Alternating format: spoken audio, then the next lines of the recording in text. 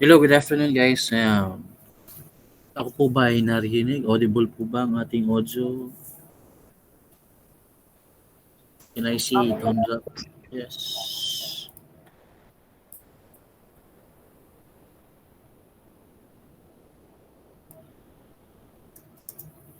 Let's see. Hmm.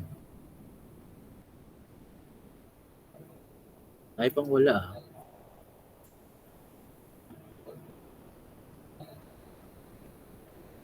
Hmm.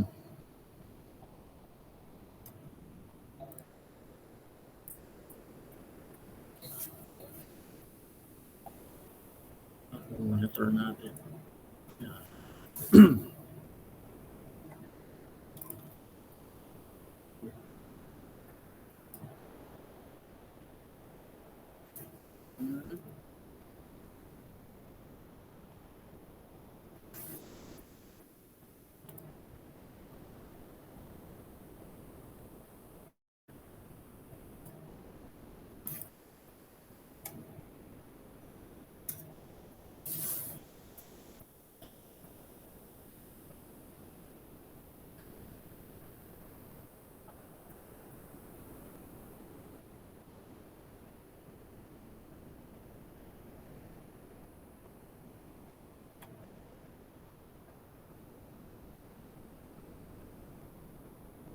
Mhm.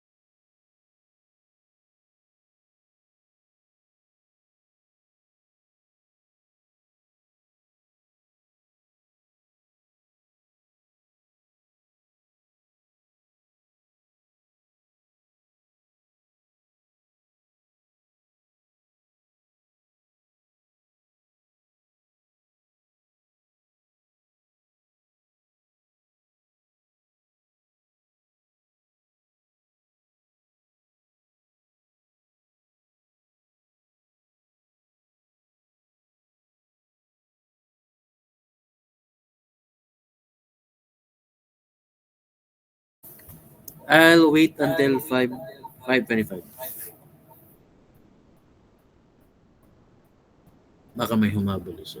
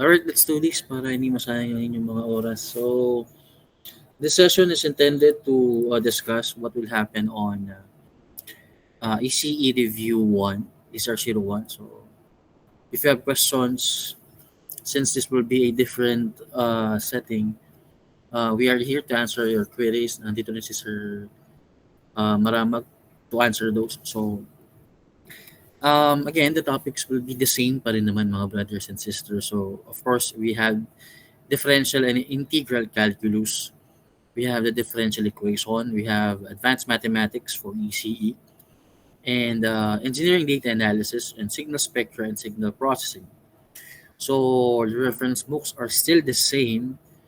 Likewise, for the LX, so may konting ano lang naman. Pero basically, ito pa rin yun eh. It's the same banana mga kapatid. So, first will be DC and DC, electrical circuits, AC electrical circuits, electronic devices and circuits, electronic circuits and analysis and design, electronic systems and design. So basically, ito po yung LX1, 2, and 3, if I'm not mistaken. And then, logic circuits and microprocessors, this will be under digital electronics 1 and 2, and electromagnetics. So, still, yung mga ginagamit nating references, we have here deployed, yung BIRD. These are the, the authors. Grove, Bolstad, Nietzsche, ang Walang Kamatayang Hinjabix, Yisef LX, and of course, yung mga libro na nanggagaling sa mga review centers. Now, this review will have changes, no? So from the last review, I believe nagkaroon na ng session with SR02. Ang nangyayari, it's malaking part ng lecture ay nanggagaling sa instructor or sa ating review master.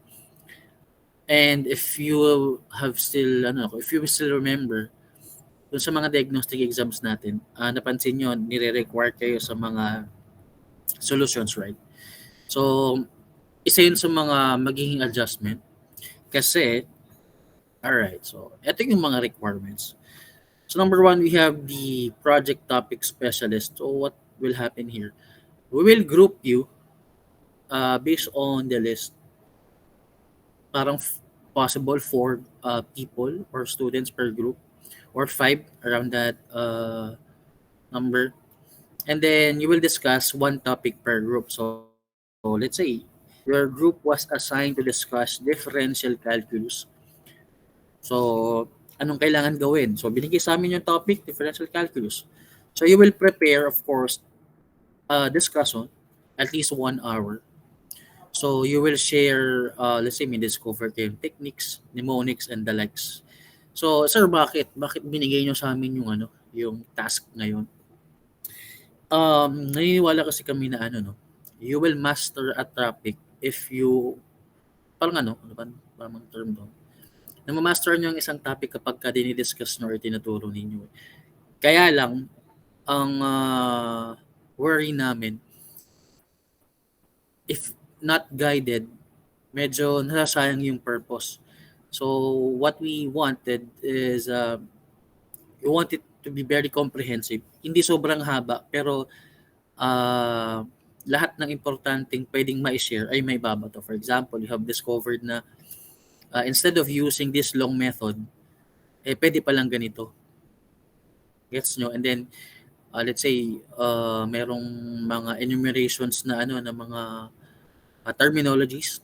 You can share or invent your own mnemonics. Sinabing mnemonics, let's say, yung let's say, OSI layer, and yung ginagawa nyo ng mga words para mas madaling matandaan yung mga enumerated names, ganyan. And if you have other techniques to share, kasi those will help you to master the topic. Kumbaga, hindi lang manggagaling sa amin, manggagaling din sa inyo. Sir, paano nangyaring meron din kayo? Ganito kasi. So, the first few hours, kayo po muna. So, let's say 4 kayo, and then you will designate kung ano yung topic. Let's say si number 1 Student number 1 will be assigned doon sa basic differentiation. The other two will be assigned to the applications, and etc. etc. So after that, meron kaming tinatawag na post-test. That will be item number 2. So ano yung laman ng post-test? That will be a 10 item or 20 item exam na related doon sa topic na diniscuss. Bakit mo ginawa yun, sir? Bakit nyo pala ginawa, rather? Para makinig talaga kayo. Kasi ang nangyayari, kahit kami yung nagtuturo, reality bites ay hindi naman gano'n nakikinig yung iba eh. Kumbaga makikinig na lang yun or papansinin na lang nila yan kapag let's say mag-exam. Not all not all. Pero yung majority ganun po.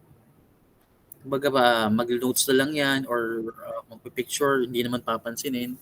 So basically, para may dahilan kayo to take notes and to ask questions and to makinig, napakakuha nyo. Para makinig ng maigi, we'll have a post-test. At yun po ay recorded. Okay? That will be recorded. That will be part of the that will be part of your grades. So, and other than that, after po nung post-test na yun, magkakaroon tayo ng short discussion at ang magdidiscuss naman nun ay ako naman or si Sir Philip ninyo. Let's say, nagbigay kami ng 10 questions. After that, we'll try to answer yung mga tanong na yun.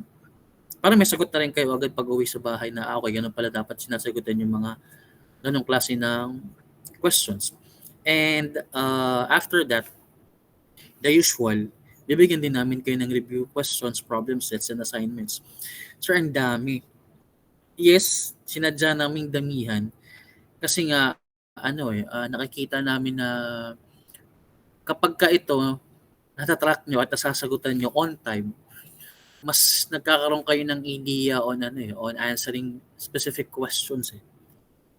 Kailangan kasing ma-push pa kayo lalo ngayon dahil I don't know if it's the right term, konting effort pa. Kasi parang nabibitin tayo lagi. Tingnan nyo, yung diagnostic exam, i-require kayo ng solution. Alam nyo kung ano yung gagawin, pero hindi mo siya alam kung, kung ano yung topic na binabanggit eh. Pero kung paano nasasagutin, parang doon ka na nabablangko. Diba? If ang nangyayari marami kang training, you have answered many questions.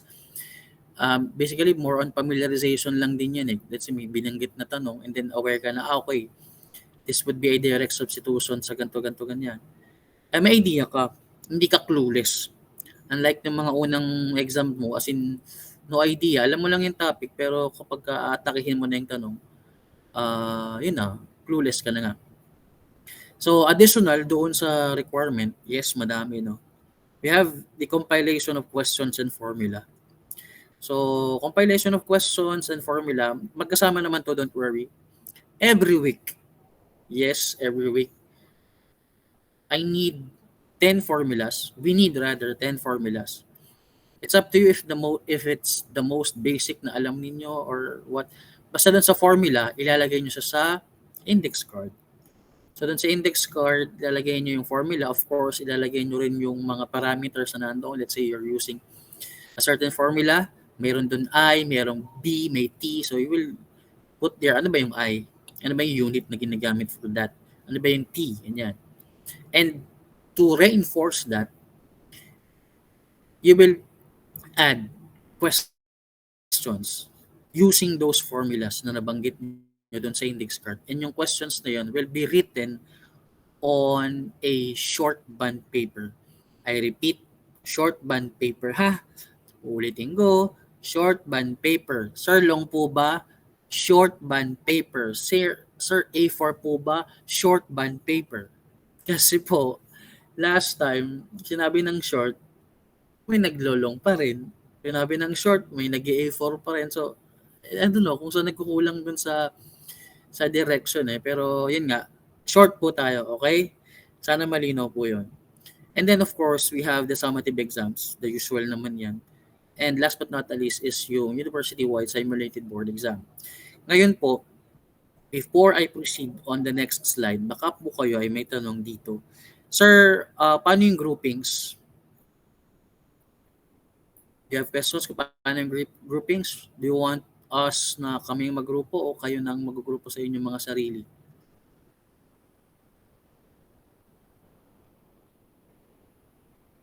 Anyone? Any comments on this? Questions? Mga kapatid, no, if you have questions po, lapag lang. So sabi ni Sir dito, kami na lang. Okay. How about the others po? I don't want to dwell on a single answer. Baka po merong sagot din yung iba. Alright, kami. Kami na lang. So based nga dun sa list, mga kapatid, ay apat. Pero I'll still check kung ano, no. Possibly kasi 5 eh. So, teka lang ha. Base kasi doon sa ano, 81. If it's 81, alright, let's do 5. 5 members per group. So, what I want you to do later is to write down yung pangalan ng mga group mates or group members po ninyo. And then, I'll assign, maglagay din kayo ng group number ha. And then, randomly, I'll do a topic. No. Ganito. Para walang pilitan. Ay, mas maganda rin kasi kung gusto mong aralin. Let's do this. I'll give you the whole time until later to write your group members, and then kayo mag-decide kung anong topic ang gusto ninyo. Ngayon, syempre, baka may madoble. Paunahan tayo kasi kung may nauna na doon sa, let's say, nauna yung grupo nila Miss Bolista doon sa differential calculus. Mga gigil sa differential calculus yung mga yan eh. So, kung sila yung nauna, di wala na yung differential calculus. Am I making sense to you? So, ganun po. And then, of course, yun na nga, you'll prepare discussions. Pwede kayong magtanong sa amin kung tama ba yung mga nilalagay ninyo. Let's say, may presentation na kayong ginawa. Sir, tama na po ba ito? Or do you think we should add more? Or any comments on our accomplished presentation? Pwede yun. Pwede po yun. And, what else? Any questions on this pala? Wala kayong tanong, mga kapatid? 10 lang po. Ang index card is yung, ano nga ulit yung medyo malaki?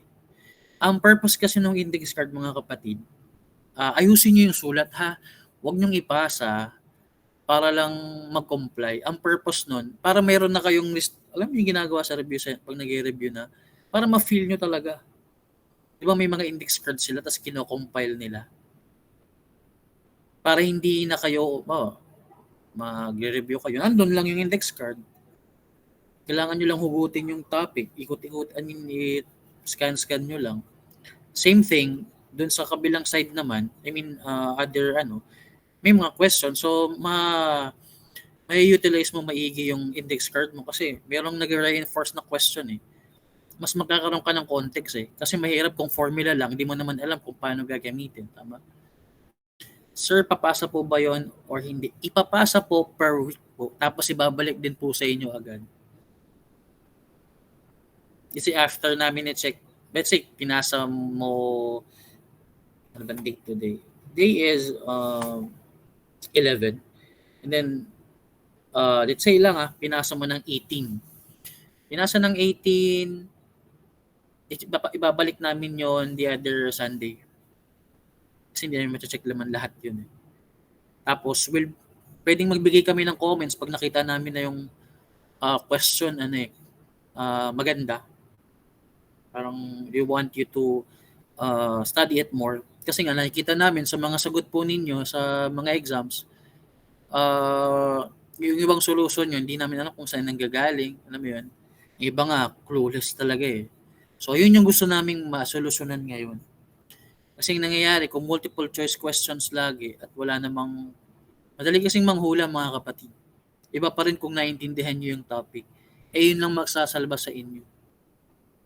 Wala namang iba magsasalba sa inyo kung di more practice, more basa, more solving, di ba? So, that's the purpose. And, ayun. Still, no, meron pa rin naman tayong mga USB. So that will be 40% of your grade.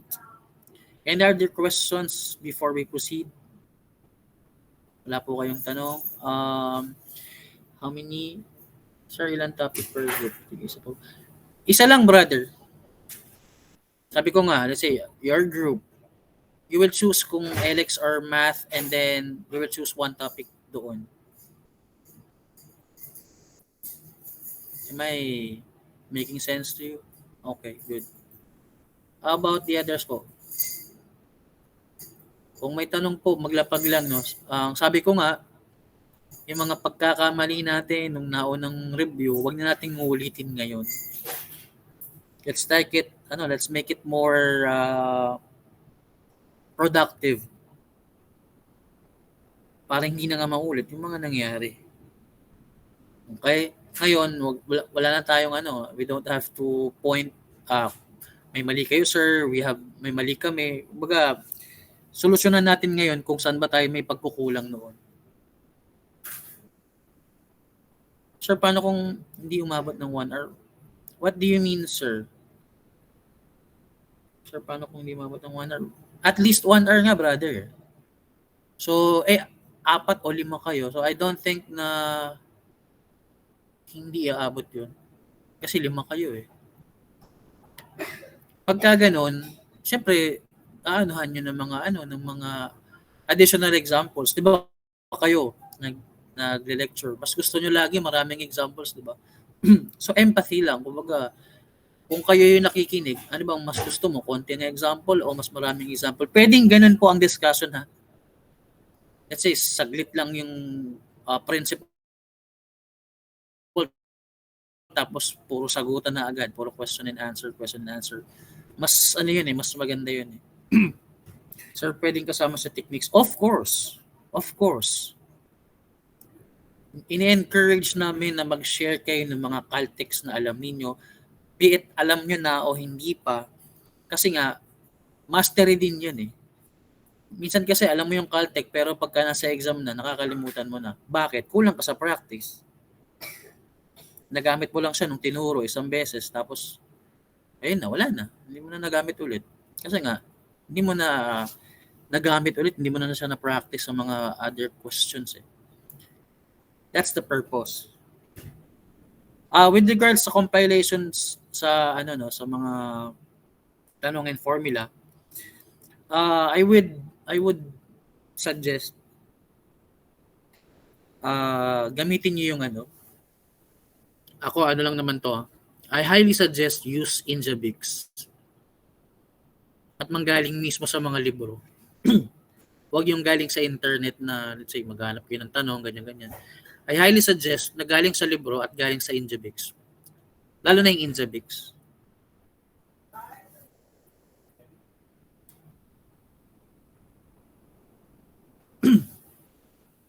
Question. Kasi kung mapapansin nyo, ewan ko kung napapansin ninyo, no? Yung mga tanong po namin, minsan galing lang sa Injabix. Paikot-ikot lang po doon. So, ingat. So, kung familiar kayo ngayon dun sa Injabix, di ba ganun naman? I mean, may mga, dapat kasi ganun ang ginagawa ninyo mga brother. Halimbawa, may mga tanong kayong nakuha.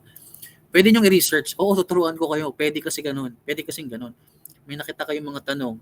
Pwede nyo i-research sa internet. Sa kaya pinagkukuha nila sir yung mga tanong. Oo, pwede yun.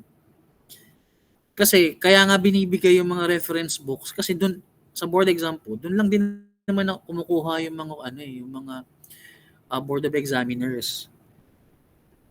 May mga reference books lang sila, reference sa Injabix. Kaya kami kung isa-suggest namin, yun talaga. Kung kaya nyo nga makabisado yung Injabix, better eh. Seryoso yun, hindi yun parang mediocre na Seryoso yun. Kung kaya nyo makabisado yung Injabix, ibang level yun. Nakikita nyo dun, na to eh, nakita ko na to. Diyan nyo makikita yung look spam. Yung index card, ano ba yung medyo malaki? 1/4? 1/4 ata yun? Tama ba? O 1/2? Yung parang, ano ba? Tingin ko, anong 1/1? Ano bang, hindi, joke lang. Ano bang isang buong ano? Isang buong index card? Oo, joke lang, joke lang. Ano bang one whole index card? Anyway, one half lang po yun. Kidding aside lang po yun. Yes, tama naman dahil maraming isusulat, maraming mga kailangang ma-wear. A is ganito.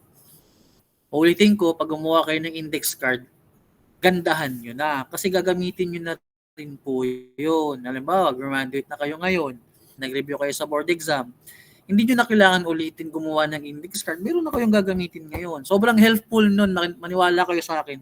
Lahat ng nagre-review ng review subject for board, laging may mga index card po. Yung nakaano pa, yung may butas-butas pa, tapos inaano lang nila. Kasi nga, mahirap mag-review pag maraming mga papers. Eh yun, index card lang. Refresh ka lang ng formula. Oh. Handy pa. 'Di ba? Kaya di mong dalhin kahit saan yun eh. Oh, magiinuman kayo. O, inuman, napang ano, o sige, inuman tayo. Ito ang bag mo. Anong formula nito? Ganoon. Kailangan i-incorporate nyo na sa buhay ninyo na kayo ay you will take the board exam kasi. Am I making sense? May tanong po ba tayo mga kapatid? Meron po ba kayong gustong i-clarify? Ulitin ko yung topics. No, I'll send it later sa ating GC. Ito po. And ito. And then, yeah, of course, the grading system na maraming nagtatanong lagi. Summative exam is 60% and the final exam is 40%. So the summative exam comprises of the following. So yung assignment, problem sets, summative exams or exam rather, tapos yung compilation and participation. Kasi nga, meron kayong presentation. So, importante yun. Hindi kasi pwedeng nag-present lang kayo basta-basta. Of course, I'm checking it also. Kung mapapansin ninyo, kung mape-perfect nyo yung 60%, malaking chance na pumasa na kayo sa subject eh. Siguro yun yung mali nung iba na parang ang dami nilang kulang sa problem set, yan yung ganyan. Eh, actually given na yun eh. Kumbaga dapat nga effort mo dun, todo din eh. Kasi siguradong puntos yun mga kapatid, yung exam, assignments, problem sets, yung compilation, participation, yun yung mga element na may control ka eh. Pwede mong perfectin yung mga yun eh. Ngayon, kung masisecure mo yung 60% na yun, oh, just imagine kung ilang percentage na lang ako kailangan mo para sa final exam. Yun siguro yung pagkukulang ng iba. Yun sa mga pagkukulang nila sa assignments and prob sets. Kasi ang prob set at assignment, pwede nyo namang i-research yan eh. Hindi naman namin kayo nililimitahan, hindi naman namin kayo inaano na, bawal magkopyahan. Sabi pa nga namin, pagdating sa ganyan, you can ask questions on your classmate. Basta, pagka tinignan mo yung sagot niya, iintindihin mo rin. Kasi nga, pagdating sa exam, hindi ka naman makakapagtanong sa kanya eh. So, itong 60% na yan, dito kayo mostly may control. Questions? Do you have any questions? Anything na gustong i-clarify?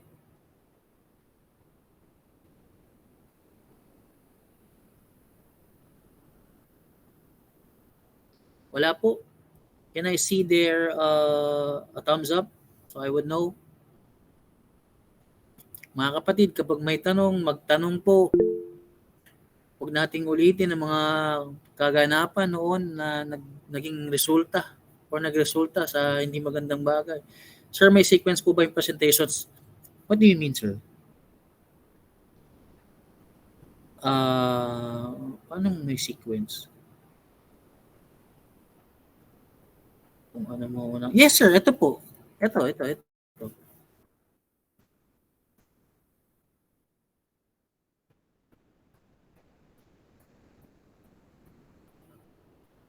Gets po.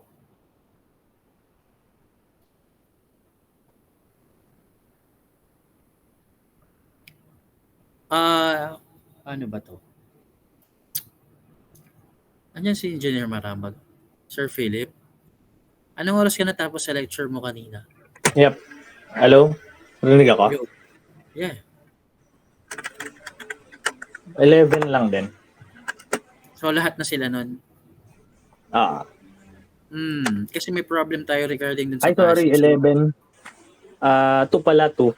Yung second batch. Bakit? Paano bang ano natin dito sa SR01? Face-to-face or online? Face-to-face, no? Andun na rin naman eh. Mas Alright. better. At saka kasi, di ba they will explain yung mga problems. Parang mahirapan silang magsulat. Alright. Sige. Clarify lang natin yun ha. We'll be doing this face-to-face. Nataon lang na nakauwi na kasi kayo kanina. So, we'll make it online. Okay? So, the usual po, Pasig is still 70%. So, hoping everyone got it perfectly today, no? So, syempre, of course, you have to aim higher kasi nga, mediocre na ano lang yun eh. Kung pwedeng mas mataas, di ba? Mas maganda yun. Kasi ano yun eh, you have to redeem yourself. Eh. Na natsambahan lang ako. Hindi lang ako nagpasa ng ProbSet, kaya ganun. Okay? So, the usual class guidelines po, ito ay familiar na kayo at we don't have to reiterate. I mean, we don't have to, no. Pero I'll just reiterate some of the important matters here. So, of course, yung review subject is managed by the University Review Center. I think it's office now. It's not a center. Of course, the lectures are done face-to-face. Attendance are all recorded. All exams are face-to-face. And this one is very important. Failure to take the exam will need to follow the remediation process. So lahat po ng hindi makakapag-exam will still do the same procedure. So remediation. And yung consultation process, ganoon din naman po. And yun nga, all announcement are posted or will be posted rather on the respective Facebook group chats. Questions. After natin ma-post later yung mga topics, magpa-plot po ko ng schedule kung paano nyo i-ano, no. Pero on next meeting, ako po muna. I'll discuss the diagnostic exam, possibly yung ilan sa mga importante doon, no, kung paano ba dapat sagutan, ganyan-ganyan. So I'll discuss that. And then, after the next week, we will start with the first group. Sir, paano yung compilation? I will start next week na agad. Bakit pa natin patatagalin? Kailangan ngayon pa lang magbatakan na tayo. Kailangan mapasok sa habit ninyo na kayo ay nagsasagot ng mga tanong, nagbabasa, nagre-research ng mga kung ano-ano. Yes, kasi pag naging habit nyo yun, ang tendency is hindi kayo mabibigla kung madadagdagan man yung review time po ninyo eh. Kasi nga, habit nyo na. Diba? Any questions po? Anything na gustong i-clarify? Concerns? Recommendations? Violent reaction?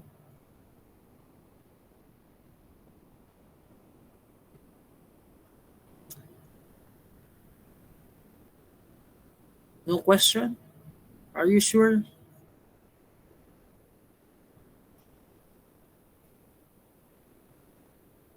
Sigurado wala kayong tanong mga kapatid. 5, brother.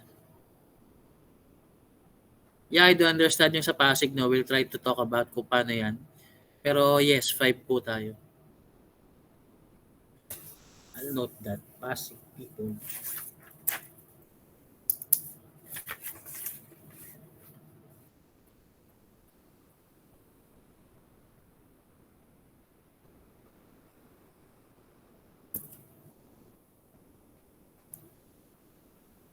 Ano yung banda, saan banda gusto mong ulitin, brother? Ito po ba?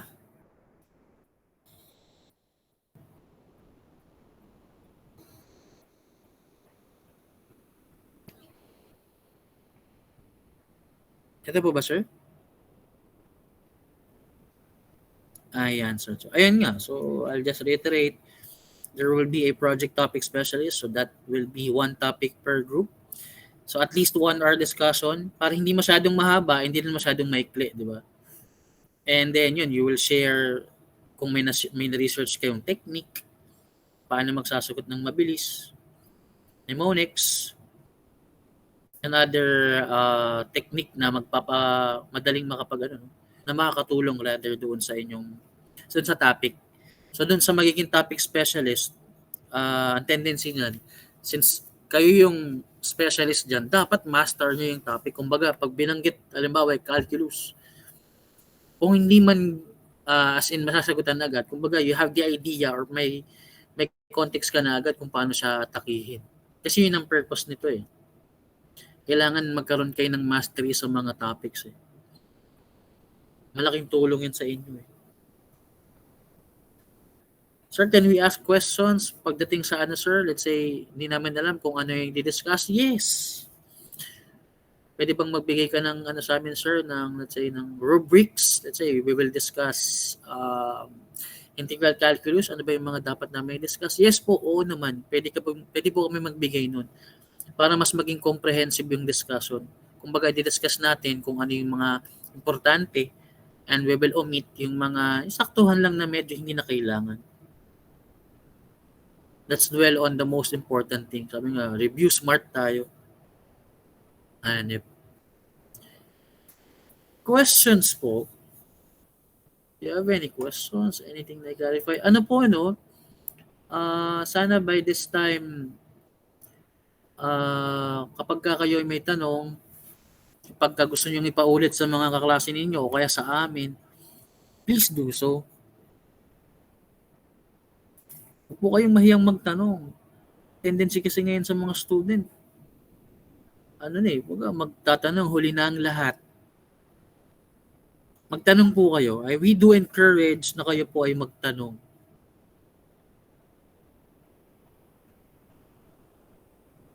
O ngayon, do you have any questions or anything na gusto pong i-clarify? Or are you okay with the discussion? Very quick lang naman, no? Reiterate ko lang, we'll start next week. Next week will be 18. Ako po muna yon, or possibly si Engineer Maramag. Pero kami muna yan. And then we'll start on the discussion na kayo na after that. A session after that. But again, yung compilation will start agad sa 18. Sir, ano magandang ilagay dun sa mga formula? Yung mga ito suggestion lang Kung ako yan, nilagay ko sa mga formula, yung mga formula na parang hindi lumalabas sa exam pero hindi ako aware. Na okay, yung pala yung formula doon. Kasi yung nangyayari, kung alam mo na yung formula, bakit ko ba kailangan isulat? Kasi, di ba, I believe, nakikita nyo naman, ang daming formula sa math, sa LX, tapos mga lang pala, i-multiply lang pala, ganyan, i-divide lang pala, i-add lang pala. Kaya lang, dahil hindi ka familiar, hindi mo masagutan, pero ganun lang pala siya kadaling gawin. So if I were you, yun yung mga ilalagay kong formulas. Yung mga lumalabas sa exam na hindi ka aware. Para pagka nakita mo ulit yung tanong na yan, okay, alam ko na yan. Same thing dun sa mga tanong, di ba? Kasi that will reinforce the formula. Iba pa rin kasi kung alam mo yung formula at alam mo kung paano kunin sa tanong. Kasi yung formula nandiyan na yan, hindi na nagbabago yung formula. Yung tanong ang problema, kung paano yung context ng tanong. Yung formula, dapat alam mo kung kailan gagamitin, di ba? At kung ano-ano yung mga parameters. Kaya important na may reinforcement ng mga tanong.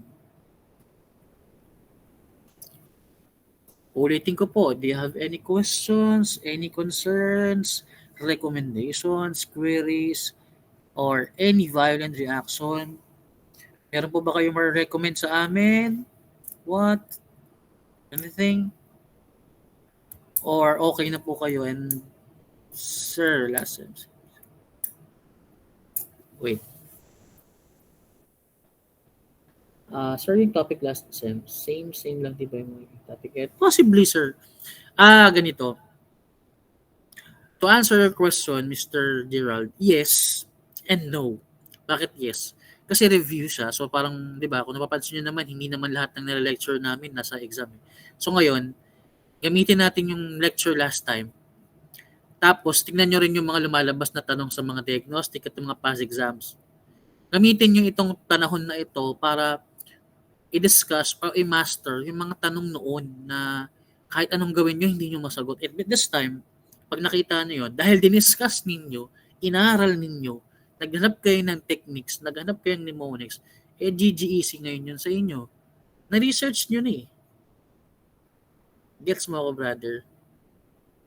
So, if I were you, yun, reviewin nyo muna yung past lectures, tapos hanap ka ng mga sa exam na, ano ba yung hindi ko alam dito?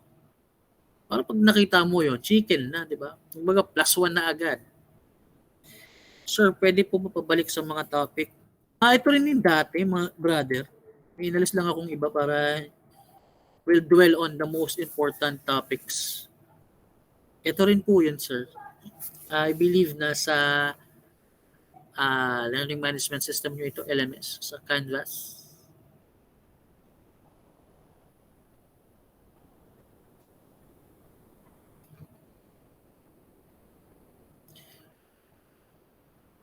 While checking si sir, do you have any questions po?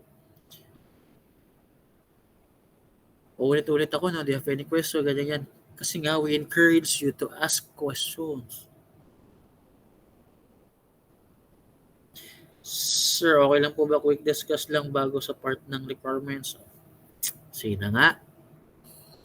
Ayun nga, no, ulitin lang natin. Quick, very quick lang. So again, this will be the integrated course 1. So the topics are here, differential calculus, integral, DE, advanced math, EDA, signal spectrum, signal processing. Dun sa EDA, sana i-discuss nyo yung ano, no, yung mga t-test, z-test, kasi dito yun, ANOVA, bukod doon sa mga mean, median, mode, kasi that will help you sa inyong thesis, para maintindihan nyo kung bakit yung bang ginamit, hindi dahil nakita nyo lang sa ibang thesis na yun ang ginamit, di ba? So, sana madagdag yun. And yeah, lumalabas din naman sa board exam yun. So, we have here DC and AC electrical circuits, EC 1, 2, 3 basically, no? And digital electronics 1 and 2, and EMAGs po. Ngayon nga, ito yung importante dahil na ibang ang situation. So, it's more of, ano na siya, no? Kayo, exam, tapos kami. Pwede po bang mag-solo? Sir, gusto mo ba, sir? Pwede naman. I'll share it with you, no? So, alam nyo ba, noon, kami nila, nangyari din to sa time namin nila Engineer Maramag. At yeah, solo-solo kami per topic. Let's say ako noon, ay, hindi ko sa kino-compare. Sinasabi ko lang po, baka sabihin nyo, ano na naman eh. Magkaiba nga tayo, sir. So, ito i-share ko lang naman. Noon po ay napunta sa akin ay transline and antennas. So ngayon, kapag may mga topics na lumalabas sa transline and antenna, may mga na-share akong techniques, kung baga gumawa ko ng mga shortcut, ganyan. Malaking bagay kasi yeah. Sabi ni sir, baka daw kasi may progress, sir, pag walang inaasahan. Kanya-kanya naman kasi yan eh. No? So, meron kasing estudyante na mas natututo. Halimbawa, nakabase lagi sa professor. Meron naman sa mga kaibigan niya. Meron naman, mas gusto niya mag-aral mag-isa. So, let's try to pwede naman ganun eh. Bawa, ibigay sa iyo topic na ito. So, huwag mo na silang guluhin. Mag-focus ka doon. Marami namang ganun eh. Let's say, ayun nga, differential calculus. Sa'yo na yung halimbawa, sa'yo na yung application. Huwag di ka na nila gagalawin doon. O hindi ka na magtatanong doon. Ayun. Let's make this semester mas productive. At let's make this hindi lang manggagaling sa amin, kumbaga galing din sa inyo, or on collab. Kasi nga naniniwala kami na Kulang lang kayo sa push, mga kapatid. Makikita nyo naman, nakikita ko naman yung mga sagot ninyo ay ano naman eh. Kumbaga, you have the idea, dahil kulang ka sa push, yun lang. Kumbaga ano na eh, handa ng sagutan, kaya lang nababasa mo na yung iba, parang nawawala ka na sa ano, nakakalimutan mo ano nga dapat formula doon. Kulang lang sa practice yun, mga kapatid. Tingin ko nakikita nyo naman yun eh. Madalas kulang lang sa practice, kulang sa familiarization. Yung compilation po ay every after discussion. Yes po. Yung formulas and questions, it's up to you po kung anong ilalagay ninyo. It's either math or LX. Kung ako nga sa inyo, ilagay nyo yung tingin nyo medyo nahihirapan kayo para may dahilan kayo para aralin.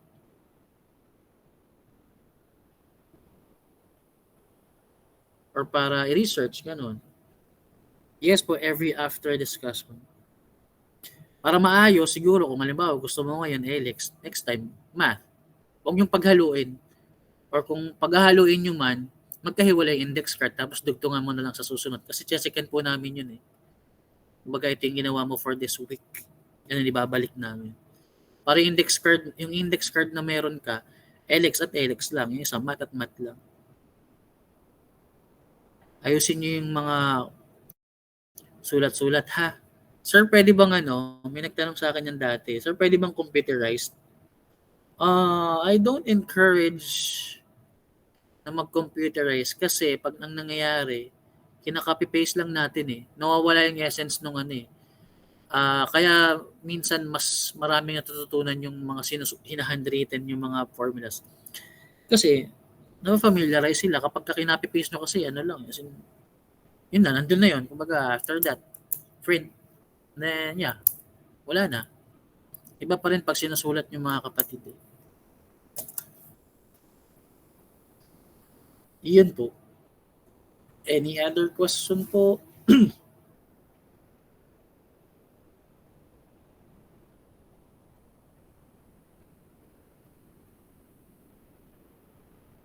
Wala na kayong tanong mga kapatid? Sigurado po.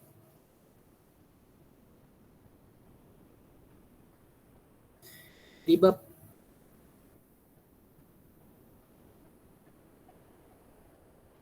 Yes po. Halimbawa, you have 10 formulas. Yung unang formula mo ay Hartley. Yung second is Nyquist bandwidth criterion. So, syempre, yung question number 1 mo, application ng formula na Hartley. Kumbaga, ano siya, sir? It corresponds dun sa formula in question. May making sense, brother? Para ma-practice nyo. Kasi, yun nga, iba yung may formula ka tapos meron kang pinagamitan ng formula eh. Kesa yung formula lang eh. Walang application eh. So ito yung isa sa mga napag-usapan namin para mas maging comprehensive yung review ninyo. Kasi nga nakikita namin na yung iba sa inyo marunong, kulang lang sa guidance, kulang sa push. Bagay hindi nila alam kung saan magsisimula o kaya ano yung tamang i-review. So I think this is the best time to address those. Para mailabas nyo rin ang inyong tunay na 100% lakas. Ano ba? Yeah.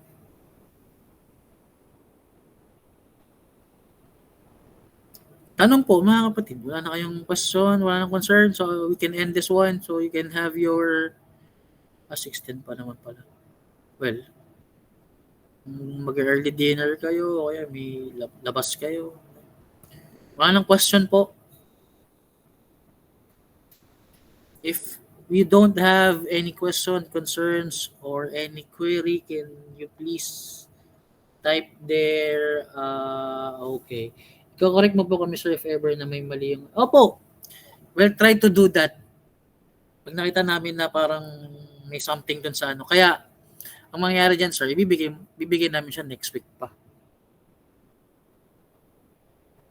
Or maybe habang nagdi-discuss kayo, iniisa-isa na namin para comprehensive. Kumbaga, may work around lagi. Tuloy-tuloy yung natin.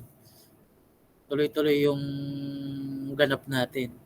Para masanay kayo na lagi kayong may sinasagutan at may nire-review. Okay po. Again, kung wala nang question, wala nang concern, can you please type there, ano ba maganda yung type? Type this one so I would know if everything is clear, walang question. Type roar.